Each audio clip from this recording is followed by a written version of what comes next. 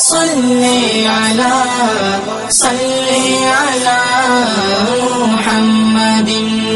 ایک بات میں تمام سامعین سے، ناظرین سے کہتا ہوں، قرض کے بارے میں بہت احتیاط رکھیں۔ دینے کی طاقت اور امید ہے تو قرض لیں، اگر دینے کی طاقت اور امید نہیں ہے، میں ایک لفظ بولتا ہوں، معافی چاہتا ہوں، بھیک مانگ لیں لیکن قرض نہ لیں۔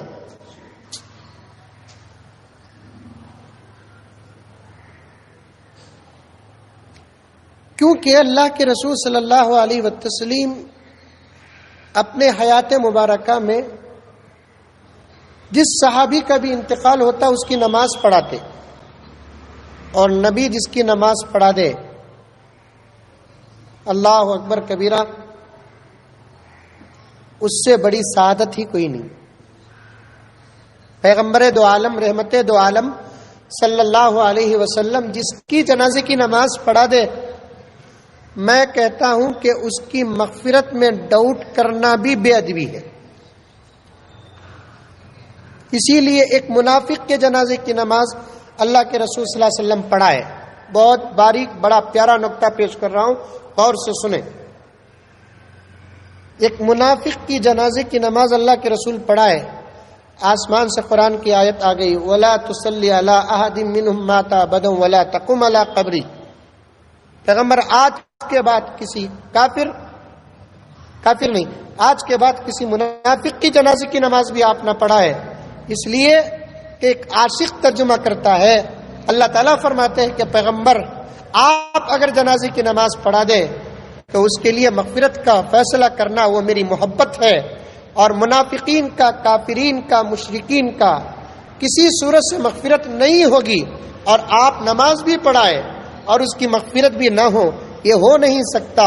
بہتر اسی میں ہے کہ آپ کسی کی جنازے کی نماز نہ پڑھائیں، منافقین کو چھوڑ کر آپ سب کی جنازے کی نماز پڑھائیں۔ لیکن پیارے آقا صلی اللہ علیہ وسلم جب بھی جنازے کی نماز پڑھانے جاتے، جنازے کے پاس اور قریب ہو کر یہ پوچھتے کہ یہ کسی کو قرض دینا ہے؟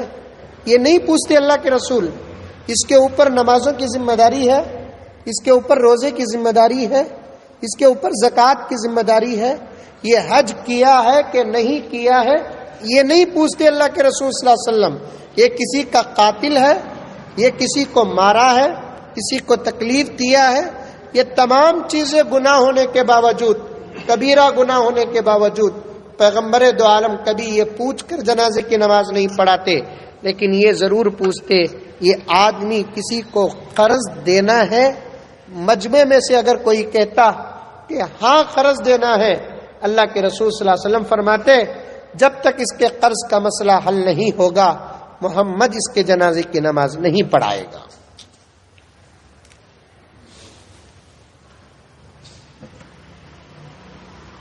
بات آ گئی تو عرض کر رہا ہوں، قرض کے بارے میں بہت محتاط رہیں آپ۔ کبھی انشاءاللہ تعالی ثم انشاءاللہ مجھے موقع ملے گا تو میں قرض کے مسائل، دینے اور لینے کے فضائل پر بھی بات کروں گا۔